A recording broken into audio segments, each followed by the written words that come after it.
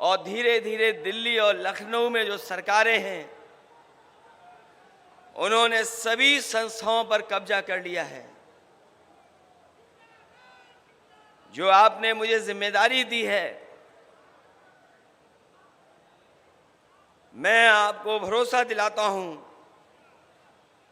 इसके लिए मुझे अगर हर दिन लगाना पड़ेगा और हर पल इसके लिए काम करना पड़ेगा तो मैं कर करके इन तमाम शक्तियों से लड़ने का काम करूंगा। आज हम लोगों को संकल्प भी लेना है कि आने वाले 5 साल में हम समाजवादियों को नए इतिहास भी बनाने का काम करना है। मुझे याद है कि नेताजी हमेशा चाहते थे कि समाजवादी पार्टी राष्ट्रीय पार्टी बने। नेताजी और हम लोगों ने मिलकर के बहुत कोशिश की और प्रयास किया, लेकिन आज के दिन जब 5 साल आप मौका दे रहे हैं तो हम सबको मिलकर के ये संकल्प लेना चाहिए कि जब अगली बार हम लोग मिलें तो समाजवादी पार्टी राष्ट्रीय पार्टी बन करके आए। मैं आपको बधाई देता हूं कि आपने सदस्यता कार्यक्रम बहुत जिम्मेदारी से चलाया है और इस सदस्यता कार्यक्रम के माध्यम से जहां आप हर वर्ग के बीच में पहुंचे हैं, वहीं मैंने देखा है कि बड़ी संख्या में बुजुर्ग, नौजवान, माताएं, बहनें और जो समाजवादी सिद्धांत और समाजवादी कार्यक्रमों से प्रभावित हैं, वो बड़ी संख्या में जुड़ने का काम किया है। ये सदस्यता का कार्यक्रम जहां आज तक चला है, वहीं हम लोगों को ये भी जिम्मेदारी निभानी है कि आने वाले समय में अगर हमें और सदस्यता चलानी पड़ेगी तो सदस्यता चला करके ज्यादा से ज्यादा लोगों को समाजवादी विचारधारा से जोड़ने का काम करेंगे। हमें खुशी है इस बात की कि ऐसे लोग जो समाजवादी सिद्धांत और कार्यक्रम पर भरोसा रखते हैं, वो बड़े संख्या में समाजवादी पार्टी से जुड़े हैं। वो लोग भी आज समाजवादी पार्टी से जुड़ रहे हैं। जो बाबा साहब भीमराव अम्बेडकर जी का सपना था उनको पूरा करना चाहते हैं। जो शोषित, वंचित, पिछड़े, दलित, जिन्हें आजादी के बाद अधिकार और सम्मान नहीं मिला, वो भी आज समाजवादियों की तरफ देख रहे हैं। ये समाजवादियों की कोशिश होनी चाहिए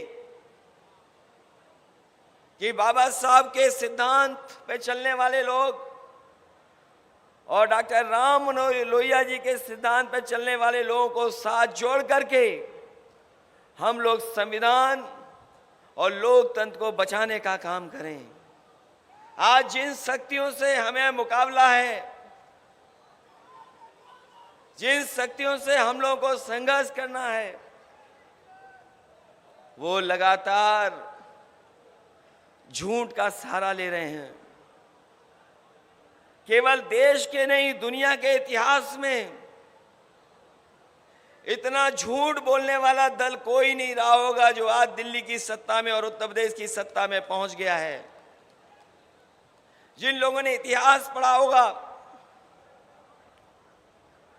हिटलर के जमाने के बारे में जिन्होंने जानकारी होगी, वो जानते होंगे उनकी सरकार में एक प्रोपेगेंडा मिनिस्टर हुआ करता था। केवल एक प्रोपेगेंडा मिनिस्टर था।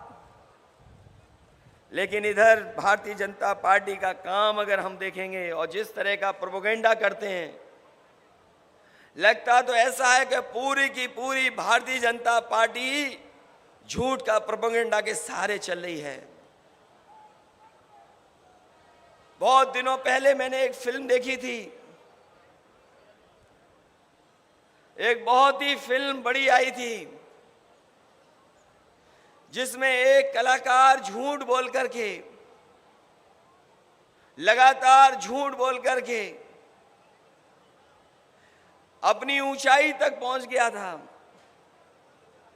वो झूठ के सहारे ही तरक्की कर रहा था। जहां कहीं भी उसे आगे बढ़ना होता था वो झूठ का सहारा लेकर के ही बढ़ता था। वो अपने लोगों से भी झूठ बोल भर करके झूठ की आदत डाल ली थी। एक बार उसके बेटे का जन्मदिन था। कई जन्मदिन पर झूठ बोल करके भी उनके जन्मदिन पर नहीं पहुंचा करता था। उस दिन जब बेटे ने आसमान की तरफ देखा तो तारा टूटते हुए उसने देखा और उसे याद आया कि तारा टूटने के समय जो मांग की जाती, जो इच्छा की जाती, वो पूरी होती है। जब उसने तारा टूटते हुए देखा तो यही इच्छा की उसने कि आज के बाद से हमारे पिताजी सच बोलें, सच के अलावा कुछ न बोलें। और वो इच्छा पूरी हो गई। उसका झूठ पकड़ा गया। झूठ ऐसा पकड़ा गया कि सब पोल खुल गई। इसलिए समाजवादी साथियों, आज नवरात्र है, नवरात्र के व्रत चल रहे हैं। बहुत से हमारे साथी हैं जिन्होंने व्रत रखा हुआ है। आज हम मां दुर्गा से यही मांग करें और यही मांगे वो जो सत्ता में लोग हैं वो सच बोलने लगे। और याद रखना, जिस समय ये सच बोलेंगे ये राजनीति की धरातल में पहुंच जाएंगे, इनको कोई पूछने वाला नहीं मिलेगा। याद कीजिए वो नोटबंदी, और नोटबंदी में यह कहा गया था कि नोट बंद हो जाएंगे, काला धन वापस आ जाएगा और भ्रष्टाचार खत्म हो जाएगा। अगर हम पीछे मुड़ करके देखें, जब से नोटबंदी हुई है, बताओ कितना काला धन वापस आ गया है, कितना भ्रष्टाचार खत्म हो गया। और उस समय जो बैंक में बच्चा पैदा हुआ था जिसका नाम खजांची हम लोगों ने रखा था, उसको भी ये सरकार के लोग भूल गए। अगर कोई याद रखता है उसको जन्मदिन पे तो केवल हम समाजवादी लोग हैं। खजांची का हर बार 8 और 9 नवंबर को उसका जन्मदिन मनाते हैं। जीएसटी के नाम पर व्यापार को बढ़ावा देने वाले लोगों ने जीएसटी को लागू कर करके हमारे तमाम व्यापारियों को नुकसान पहुंचाया। जिन्होंने काले कानून ला करके ये बता दिया कि वो किसानों के साथ नहीं है। काले कानून को लेकर के किसानों ने आंदोलन किया, धरना प्रदर्शन किया। कई सौ किसान की जान चली गई, शहीद हो गए, लेकिन काले कानून वापस नहीं लिए। जैसे ही चुनाव आया, और हमारे समाजवादी साथियों को याद होगा, जिस समय गाजीपुर से, उस गांव से जहां पर समाजवादी पूर्वांचल एक्सप्रेसवे शुरू होता है, वहां से रथ यात्रा शुरू की। पूरे दिन चला करके, रात भर चला करके जब लखनऊ पहुंचे तो आपको याद होगा अगले दिन ही काले कानून वापस हो गए। ये चुनाव के लिए वापस हुए हैं, लेकिन अपने लोगों को लाभ पहुंचाने के लिए ये लगातार इसी तरह के कानून ला रहे हैं। अगर कोई आंकड़ों को देखेगा तो आंकड़े ये बताते हैं सबसे ज्यादा अगर कर्ज माफ किसी व्यापारी उद्योगपति का हुआ है तो वो गुजरात के उद्योगपति और व्यापारियों का हुआ है। आंकड़े ये भी सच्चाई बताते हैं कि 10 लाख करोड़ तक बैंक का कर्ज माफ अगर किसी का हुआ है तो वो सब गुजरात के व्यापारी उद्योगपति हैं। किसी किसान का कर्ज माफ नहीं हुआ। और कल का जिन्होंने विज्ञापन देखा होगा, अखबार के फ्रंट पे छपा था, हमें इस बात की कोई शिकायत नहीं है कि आप अपने प्रदेश में लेकर के जा रहे हैं बड़े उद्योग कारखाने, लेकिन कम से कम उन प्रदेशों में भी उद्योग कारखाने लगे हैं जो आबादी में बड़े हैं, आबादी में सबसे बड़े प्रदेश हैं। अगर आप अपने यहाँ कारखाने लेकर के आ रहे हो तो उत्तर प्रदेश है, बिहार है, जहां आबादी में सबसे ज्यादा गरीब लोग रहते हैं, किसान हैं, नौजवान हैं, जिन्हें सबसे ज्यादा नौकरी और रोजगार की जरूरत है, उनके साथ भेदभाव क्यों? और भेदभाव उत्तर प्रदेश के साथ क्यों? जिस प्रदेश ने सरकार बनवाई हो, एक बार नहीं 2 बार,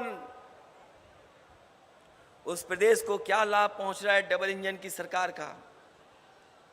डबल इंजन की सरकार केवल धोखा दे रही है। जहां नौकरी रोजगार नहीं, और मुझे अभी कुछ दिन पहले जानकारी मिली थी कि फर्रुखाबाद में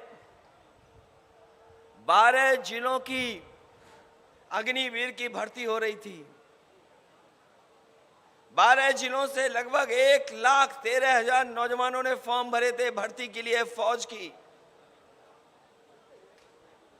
12 जिलों में जो नौजवान आए थे वो भर्ती के लिए आए थे। 1,13,000 की तो खबर निकली, लेकिन कितने को भर्ती मिली है इसकी खबर आज तक नहीं मिली है। और यही भर्ती जब उत्तर प्रदेश के दूसरे जिलों में जाएगी तो सोचो कितने बड़े पैमाने पर नौजवान नौकरी और रोजगार चाहते हैं। इन्होंने देश की सबसे प्रतिष्ठित फौज हमारी, उसके साथ भी धोखा देने का काम किया है।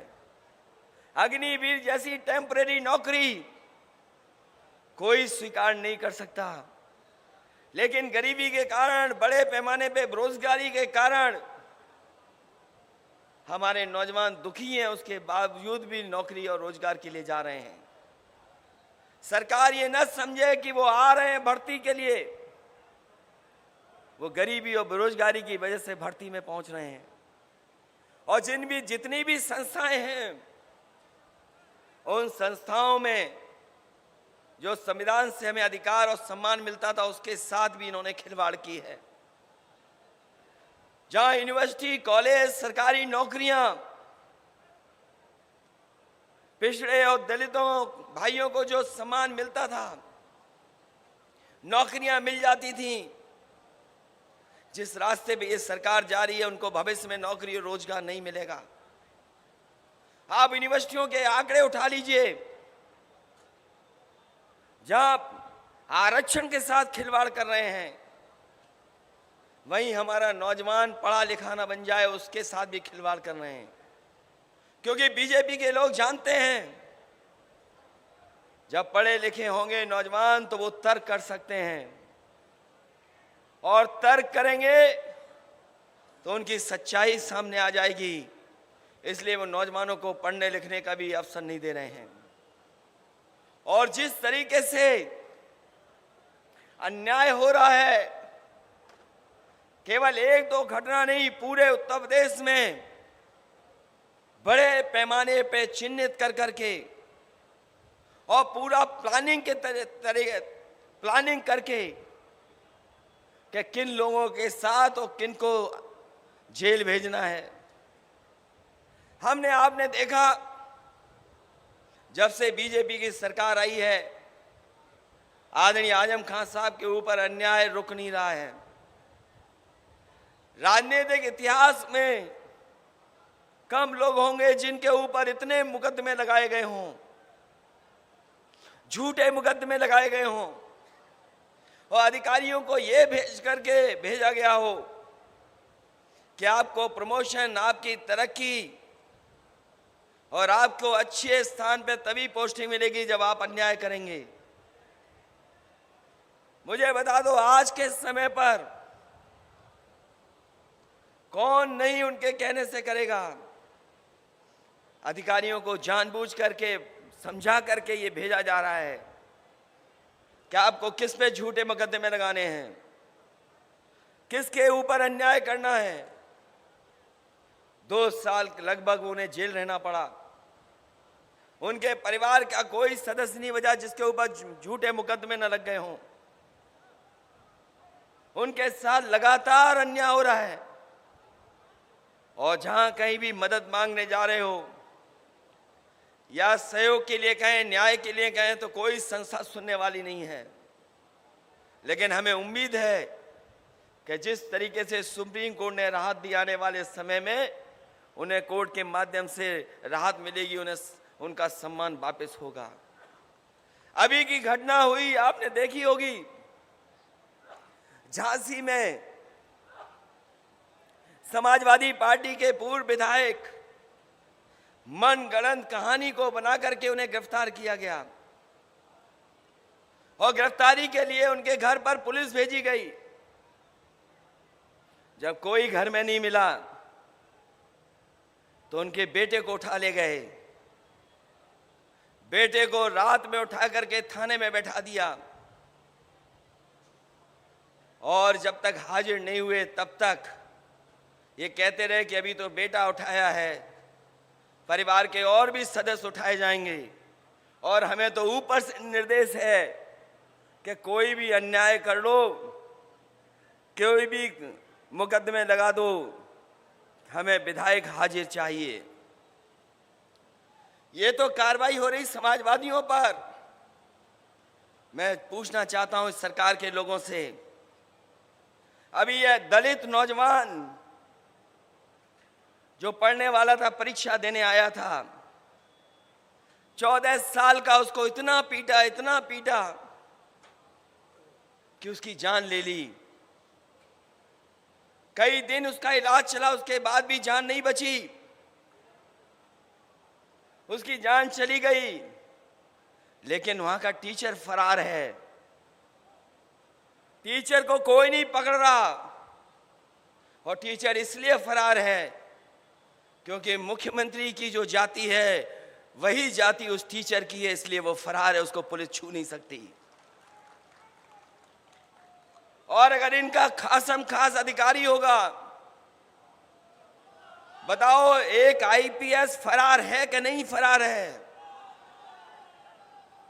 अभी तक उसके घर वालों से नहीं पूछताछ हो रही है, उसकी पत्नी को नहीं उठा रहे आप, उनके घर वालों को नहीं उठा रहे आप। अगर समाजवादी लोग होंगे तो उनके घर परिवार तक पुलिस पहुंच जाएगी। ये कौन सा लोकतंत्र है, ये कौन सी व्यवस्था है? अगर समाजवादी लोग झंडा दिखाएंगे, ये सरकार समाजवादियों की बन गई थी उत्तर प्रदेश में,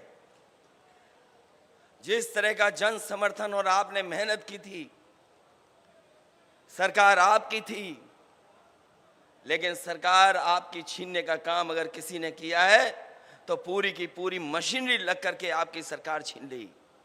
क्योंकि वो जानते थे यूपी की सरकार जाने का मतलब है दिल्ली की सरकार भी चली जाएगी।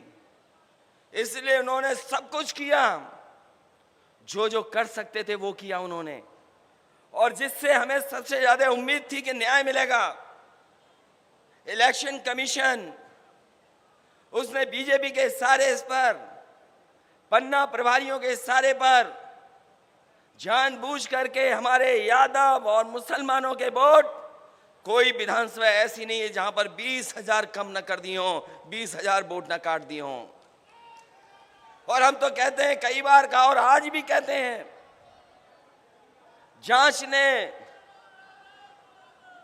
जांच करके देख लें तो आज भी 20-20 हजार वोट हमारे वहां से उड़ा दिए गए। कईयों के नाम काट दिए गए, कईयों को इस बूथ से दूसरे बूथ पे पहुंचा दिया, एक परिवार के सदस्य को यहां पहुंचाया, दूसरे को वहां पहुंचाया। ये भारतीय जनता पार्टी का स्ट्रेटजी का पार्ट था। और मैंने कुछ दिन पहले जब डाटा इंजीनियर को बुलाया था, अब तो रिजल्ट बदला नहीं जा सकता, रिजल्ट दिखाई दे रहा है सामने।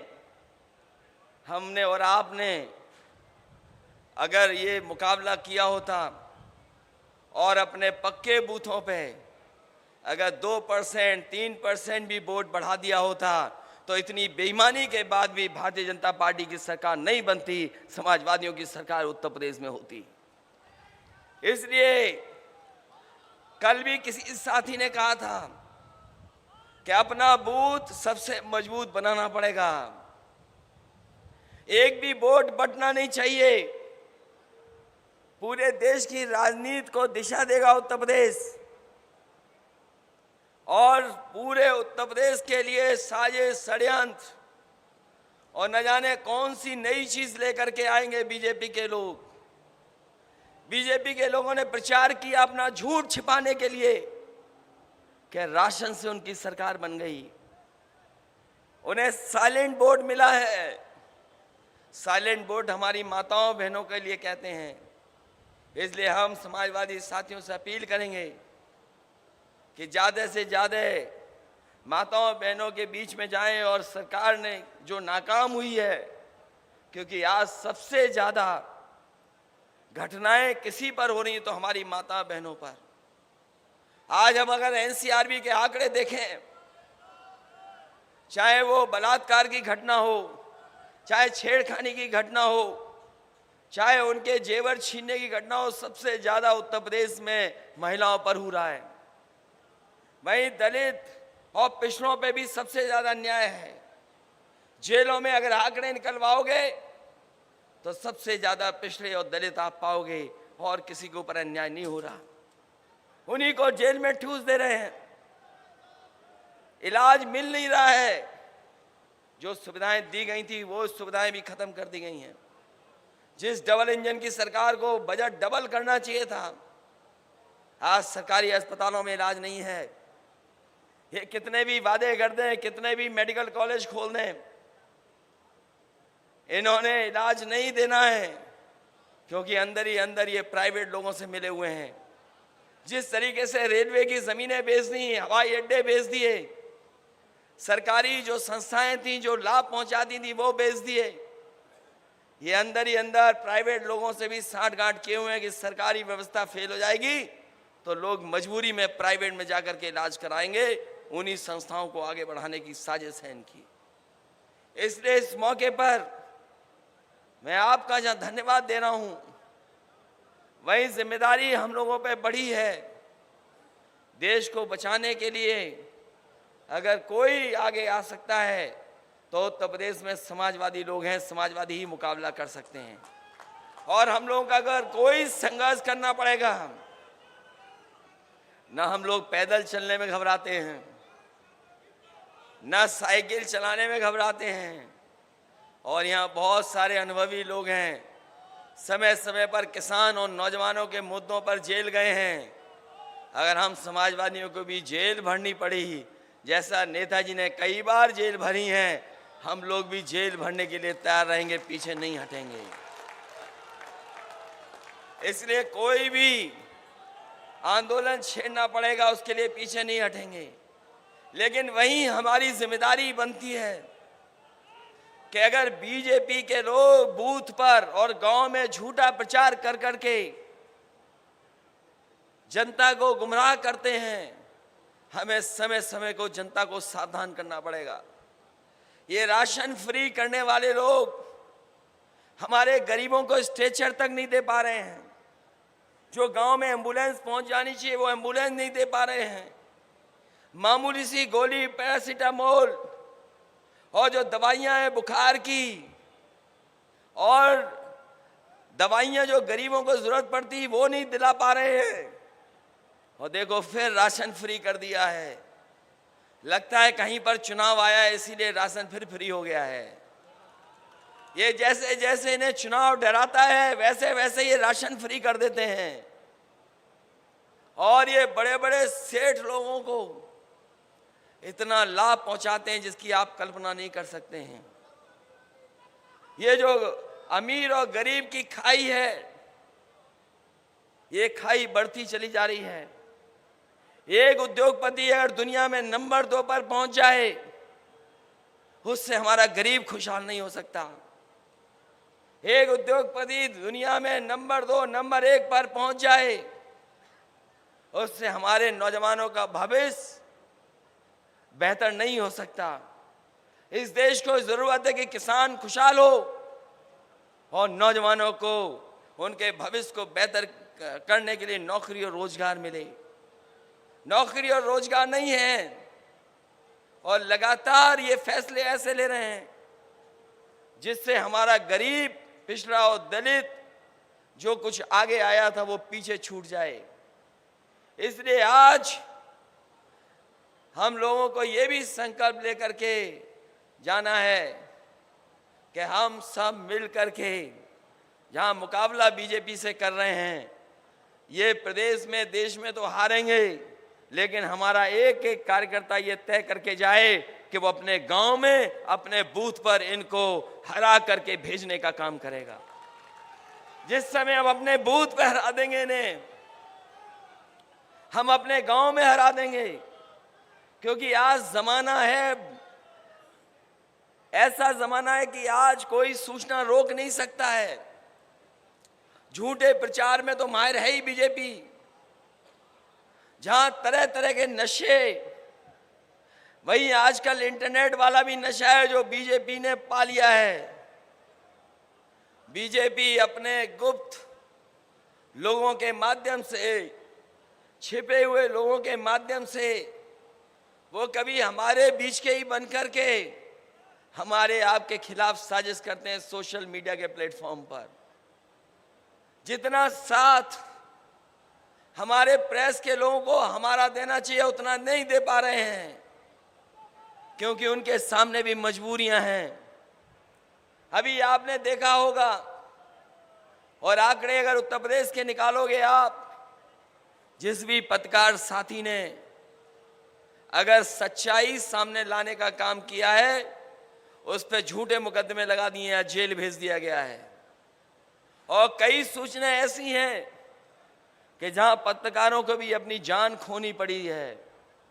सोचो अगर पत्रकारों पर हमला हो, उन पर ऐसा दबाव हो और बजट के लिए उत्तर प्रदेश और दिल्ली की सरकार उनके लिए खजाना खोल दे, तो सोचो हमारी आवाज कितनी पहुंच पाएगी गरीब तक। इसीलिए मैंने कहा आपसे, हिटलर के जमाने में तो एक प्रोपेगेंडा मिनिस्टर था, लेकिन बीजेपी की सरकार में हर मंत्री और भारतीय जनता पार्टी का प्रोपेगेंडा में एकदम आगे निकल गए हैं।